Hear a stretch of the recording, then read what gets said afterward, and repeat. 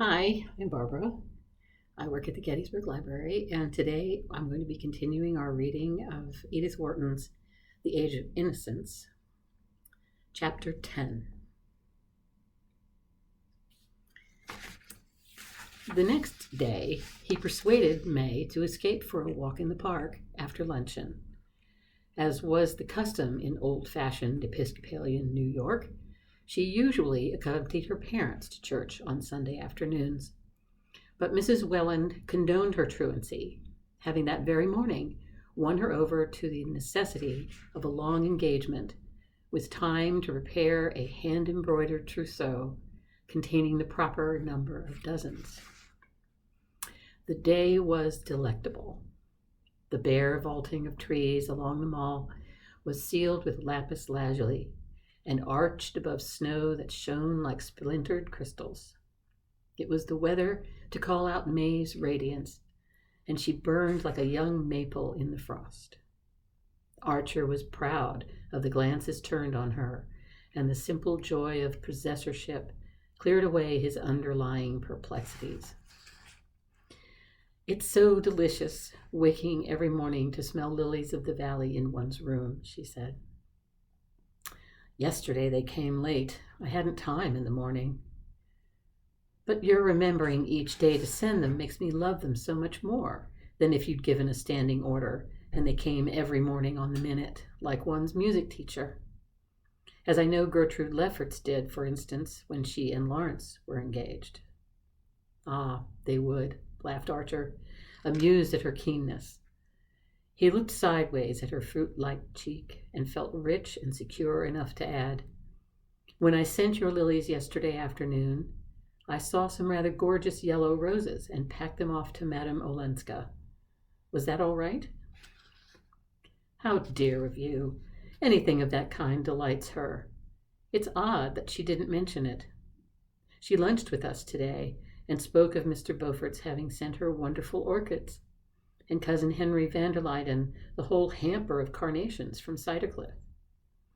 She seemed so surprised to receive flowers. Don't people send them in Europe? She thinks it's such a pretty custom."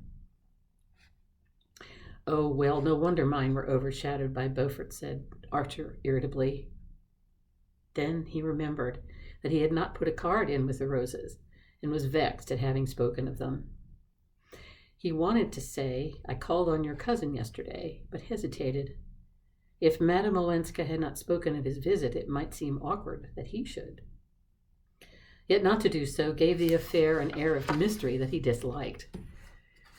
To shake off the question, he began to talk of their own plans, their future, and Mrs. Welland's insistence on a long engagement. "If you call it long, Isabel Chivers and Reggie were engaged for 2 years. Grace and Thorley for nearly a year and a half. Why aren't we very well off as we are?" It was the traditional maidenly interrogation, and he felt ashamed of himself for finding it singularly childish. No doubt she simply echoed what was said for her, but she was nearing her 22nd birthday, and he wondered at what age nice women began to speak for themselves. "Never, if we won't let them, I suppose," he mused, and recalled his mad outburst to Mr. Sillerton Jackson. "Women ought to be as free as we are." It would presently be his task to take the bandage from this young woman's eyes and bid her look forth on the world. But how many generations of the women who had gone to her making had descended bandaged to the family vault? He shivered a little, remembering some of the new ideas in his scientific books, and the much-cited instance of the Kentucky cave fish, which had ceased to develop eyes because they had no use for them. What if, when he had bidden May Welland to open hers, they could only look out blankly at blankness? "We might be much better off. We might be all together. We might travel." Her face lit up. That would be lovely, she owned. She would love to travel, but her mother would not understand their wanting to do things so differently. As if the mere differently didn't account for it, the wooer insisted. "Newland, you're so original," she exulted. His heart sank, for he saw that he was saying all the things that young men in the same situation were expected to say, and that she was making the answers that instinct and tradition taught her to make, even to the point of calling him original. Original, we're all as like each other as those dolls cut out of the same folded paper. We're like patterns stenciled on a wall. Can't you and I strike out for ourselves, May? He had stopped and faced her in the excitement of their discussion, and her eyes rested on him with a bright, unclouded admiration. Mercy, shall we elope? She laughed. If you would. You do love me, Newland. I'm so happy. But then, why not be happier? We can't behave like people in novels, though, can we? Why not? Why not? Why not? She looked a little bored by his insistence. She knew very well that they couldn't, and it was troublesome to have to produce a reason. I'm not clever enough to argue with you, but that kind of thing is rather vulgar, isn't it? She suggested, relieved to have hit on a word that would assuredly extinguish the whole subject. Are you so much afraid, then, of being vulgar? She was evidently staggered by this. Of course I should hate it. So would you, she rejoined, a trifle irritably. He stood silent, beating his stick nervously against his boot top, and feeling that she had indeed found the right way of closing the discussion. She went on lightheartedly. Oh, did I tell you that I showed Ellen my ring? She thinks it's the most beautiful setting she ever saw. There's nothing like it in the Rue de la Paix, she said. I do love you, Newland, for being so artistic. The next afternoon, as Archer, before dinner, sat smoking sullenly in his study, Janey wandered in on him. He had failed to stop at his club on the way up from the office where he exercised the profession of the law in the leisurely manner common to well-to-do New Yorkers of his class. He was out of spirits and slightly out of temper, and a haunting horror of doing the same thing every day at the same hour besieged his brain. Sameness, he muttered, the word running through his head like a persecuting tune as he saw the familiar tall-headed figures lounging behind the plate glass. And because he usually dropped in at the club at that hour, he had gone home instead. He knew not only what they were likely to be talking about, but the part each one would take in the discussion. The Duke, of course, would be their principal theme, though the appearance in Fifth Avenue of a golden-haired lady in a small canary-colored brougham with a pair of black cobs, for which Beaufort was generally thought responsible, would also doubtless be thoroughly gone into. Such women, as they were called, were few in New York, those driving their own carriages still fewer, and the appearance of Miss Fanny Ring in Fifth Avenue at the fashionable hour had profoundly agitated society. Only the day before, her carriage had passed Mrs. Lovell Mingott's, and the latter had instantly rung the little bell at her elbow and ordered the coachman to drive her home. What if it had happened to Mrs. van der Luyden, people asked each other with a shudder. Archer could hear Lawrence Lefferts at that very hour holding forth on the disintegration of society.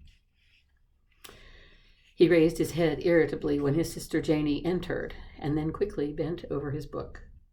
Swinburne's Chastelard, just out, as if he had not seen her. She glanced at the writing table heaped with books, opened a volume of the Comte de Latix, made a wry face over the archaic French, and sighed, "What learned things you read." "Well?" he asked, as she hovered Cassandra-like before him. "Mother's very angry." "Angry? With whom? About what?" "Miss Sophie Jackson has just been here. She brought word that her brother would come in after dinner. She couldn't say very much, because he forbade her to. He wishes to give all the details himself. He's with Cousin Louisa van der Luyden now."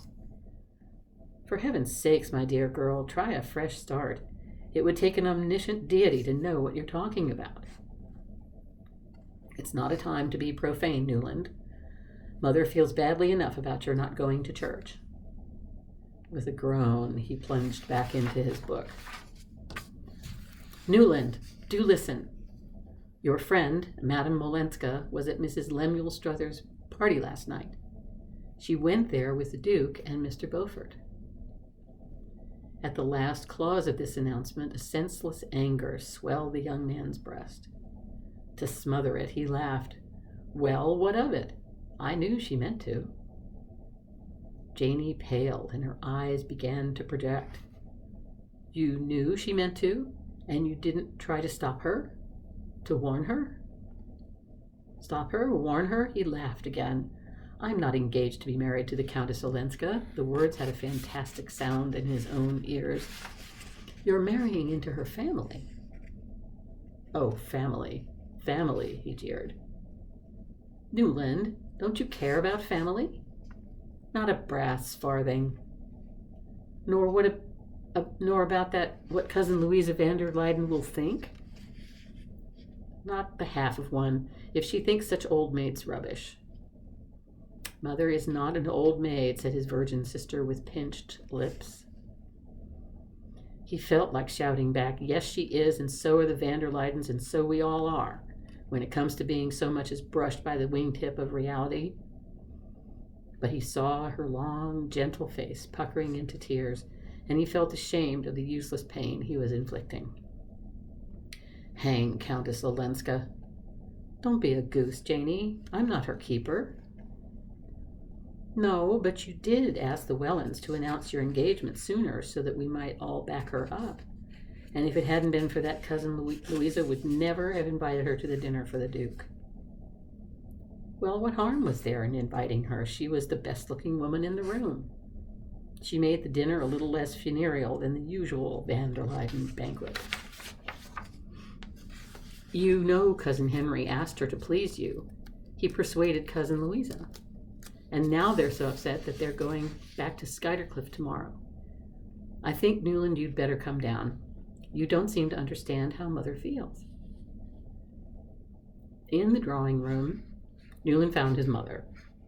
She raised a troubled brow from her needlework to ask, Has Janey told you? Yes, he tried to keep his tone as measured as her own.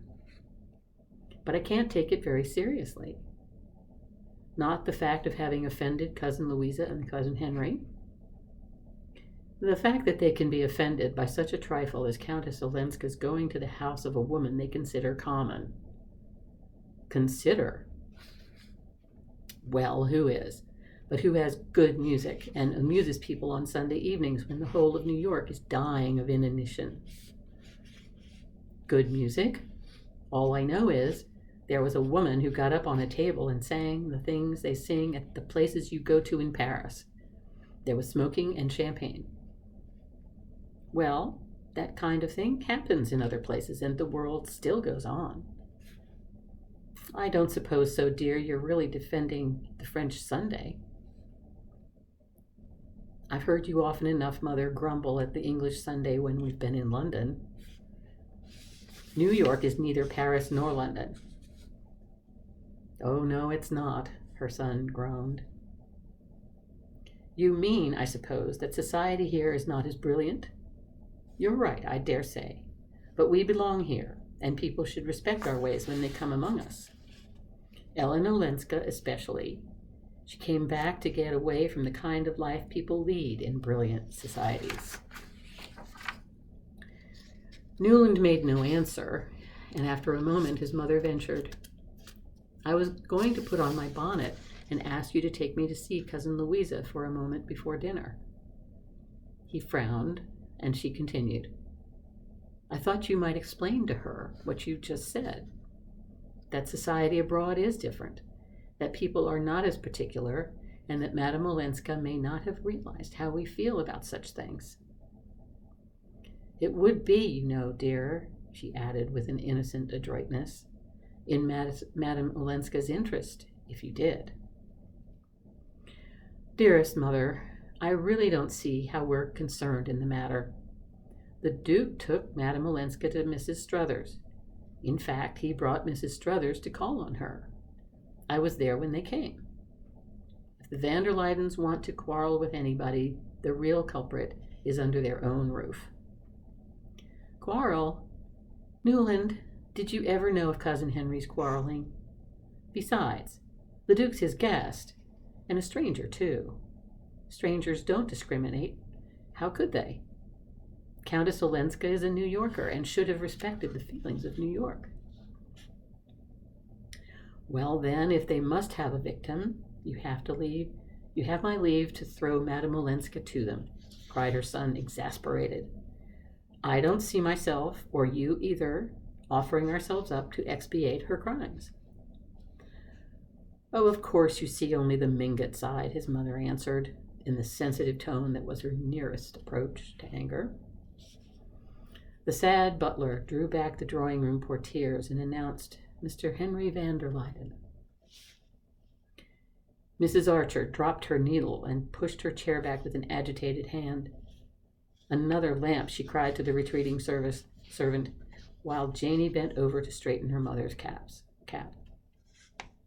Mr. van der Luyden's figure loomed on the threshold, and Newland Archer went forward to greet his cousin. We were just talking about you, sir, he said. Mr. van der Luyden seemed overwhelmed by the announcement. He drew off his glove to shake hands with the ladies and smoothed his tall hat shyly, while Janey pushed an armchair forward and Archer continued. And the Countess Olenska. Mrs. Archer paled. Ah, a charming woman. I have just been to see her, said Mr. van der Luyden, complacency restored to his brow. He sank into the chair, laid his hat and gloves on the floor beside him in the old-fashioned way, and went on. She has a real gift for arranging flowers. I had sent her a few carnations from Skuytercliff, and I was astonished. Instead of massing them in big bunches, as our head gardener does, she had scattered them about loosely, here and there. I can't say how. The Duke had told me, he said, go and see how cleverly she's arranged her drawing-room. And she has.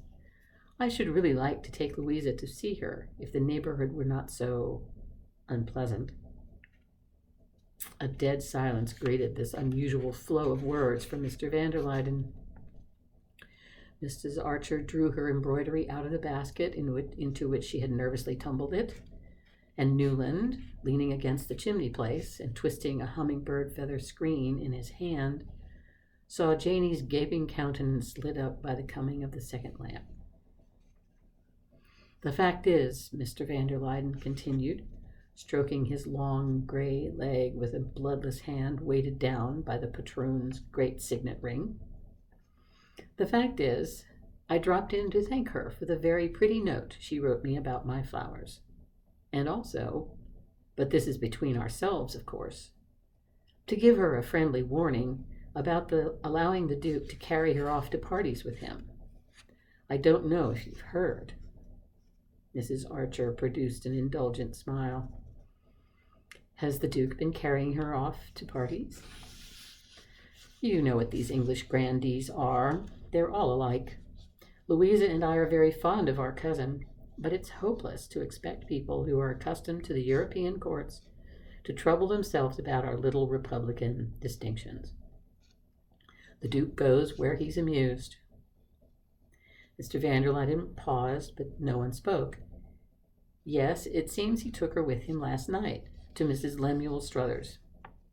Sillerton Jackson has just been to us with the foolish story, and Louisa was rather troubled. So I thought the shortest way was to go straight to Countess Olenska and explain, by the merest hint, you know, how we feel in New York about certain things. I felt I might without indelicacy, because the evening she dined with us, she rather let me see that she would be grateful for guidance. And she was. Mr. van der Luyden looked about the room with what would have been self-satisfaction on features less purged of the vulgar passions. On his face it became a mild benevolence which Mrs. Archer's countenance dutifully reflected. How kind you both are, dear Henry, always. Newland will particularly appreciate what you have done because of dear May and his new relations. She shot an admonitory glance at her son, who said, "Immensely, sir, but I was sure you'd like Madame Olenska." Mr. van der Luyden looked at him with extreme gentleness. "I never ask to my house, dear Newland," he said, "anyone whom I do not like, and so I have just told Sillerton Jackson."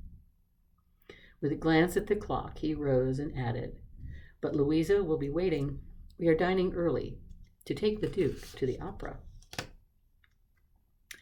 After the portieres had solemnly closed behind their visitor, a silence fell upon the Archer family. "Gracious, how romantic!" at last broke explosively from Janey. No one knew exactly what inspired her elliptic comments, and her relations had long since given up trying to interpret them. Mrs. Archer shook her head with a sigh. "Provided it all turns out for the best," she said, in the tone of one who knows how surely it will not. "Newland, you must stay and see Sillerton Jackson when he comes this evening. I really shan't know what to say to him." "Poor mother! But he won't come," her son laughed, stooping to kiss away her frown.